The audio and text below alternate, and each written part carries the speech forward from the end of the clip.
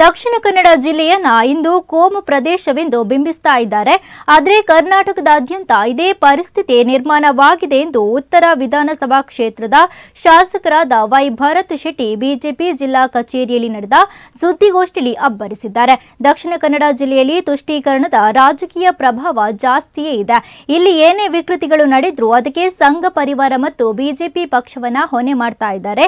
ಇಲ್ಲಿ ನಡೆದ ಕೊಲೆಗೆ ಸಂಬಂಧಿಸಿ ಶಾಸಕರನ್ನ ಸೇರಿಸಿ ಒಂದೇ ಒಂದು ಸಭೆಯನ್ನ ಕರೆದಿಲ್ಲ. ಮುಸ್ಲಿಂ ಮುಖಂಡರ ಜೊತೆ ಸಭೆಯನ್ನ ಮಾಡ್ತಾರೆ. ಶಾಂತಿ ಸಭೆ ಅವರ ವ್ಯಾಪ್ತಿಗಷ್ಟೇ ಸೀಮಿತವಾಗಿ ಬಿಟ್ಟಿದೆ. ದಿನೇಶ್ ಗುಂಡೂರಾವ್ ರಹೀಂ ಕೊಲೆಯಾದ ಸಂದರ್ಭದಲ್ಲಿ ಭಗವದ್ಗೀತೆ ಈ ರೀತಿ ಕಲಿಸ್ತಾ ಎಂದು ಪ್ರಶ್ನೆಯನ್ನ ಮಾಡಿದ್ದಾರೆ. ಅವರು ಪರೋಕ್ಷವಾಗಿ ಭಗವದ್ಗೀತೆ ಓದುವವರು ಕೊಲೆ ಕಟುಕರೆಂದು ಬಿಂಬಿಸಿದ್ದಾರೆ. ಇಲ್ಲಿ ಸಮಸ್ಯೆಗಳು ಉದ್ಭವಿಸಿದ್ರೆ ಅಧಿಕಾರಿಗಳನ್ನ ವರ್ಗಾವಣೆ ಮಾಡ್ತಾರೆ. ಆದರೆ ಕೋಮು ಸಂಘರ್ಷಗಳಿಗೆ ಮೂಲ ಕಾರಣಕ್ಕೆ ಪರಿಹಾರವನ್ನ ಕಂಡುಕೊಳ್ಳುವುದಿಲ್ಲ. ಕಾಂಗ್ರೆಸ್ ಪಕ್ಷ ಅಧಿಕಾರಕ್ಕೆ ಬಂದ ಮೇಲೆ ಈ ಭಾಗದಲ್ಲಿ ಅಭಿವೃದ್ಧಿ ಕಾರ್ಯಗಳು ನಡೆಯಲಿಲ್ಲ. ಬದಲಿಗೆ ಮಾರಣ ಹೋಮವೇ ನಡೆದಿದೆ ಎಂದು ಆಡಳಿತ ಸರ್ಕಾರದ ವಿರುದ್ಧ ಗುಡುಗಿದ್ದಾರೆ. ಇನ್ನು ಈ ಸುದ್ದಿಗೋಷ್ಠಿಯಲ್ಲಿ ಬಿಜೆಪಿ ಜಿಲ್ಲಾಧ್ಯಕ್ಷ ಸತೀಶ್ ಕುಂಪಲ, ಸುಳ್ಯ ಶಾಸಕಿ ಭಾಗೀರಥಿ ಮುರುಳ್ಯ, ಯತೀಶ್ ಆಳ್ವಾ, ಪ್ರೇಮಾನಂದ ಶೆಟ್ಟಿ ಸೇರಿದಂತೆ ಹಲವರು ಉಪಸ್ಥಿತರಿದ್ದರು. ದಕ್ಷಿಣ ಜಿಲ್ಲೆಯಲ್ಲಿ ಕಾನೂನು ಸುವ್ಯವಸ್ಥೆ ಇರಬಹುದು. ಇಡೀ ಕರ್ನಾಟಕದಲ್ಲೇ ಕಾನೂನು ಸುವ್ಯವಸ್ಥೆ ಹದಗೆಟ್ಟಿದೆ. ಅದರಲ್ಲಿ ದಕ್ಷಿಣ ಜಿಲ್ಲೆಯಲ್ಲಂತೂ ಇವರು ಕಂಪ್ಲೀಟ್ ಆಗಿ ನಿಗ್ಲೆಕ್ಟ್ ಅನ್ನ ಮಾಡಿರ್ತಾರೆ.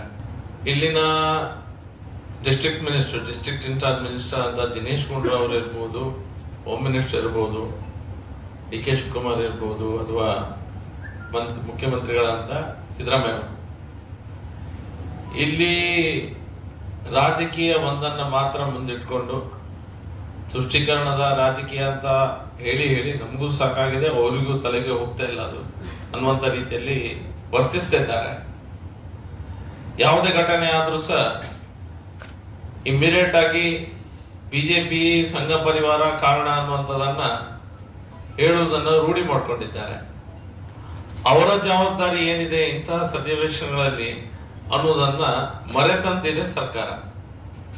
ಏನಾದ್ರೂ ಸಹ ಎಲ್ಲಿ ಏನಾದ್ರೂ ಸಹ ಸಂಘ ಪರಿವಾರ ಭಾರತೀಯ ಜನತಾ ಪಾರ್ಟಿ ಅನ್ನೋದನ್ನ ಹೇಳ್ತಾನೆ ಬಂದಿದ್ದಾರೆ. ಇವರು ಈಗಿನ ಮಳೆಯ ಸನ್ನಿವೇಶ ಇರಬಹುದು,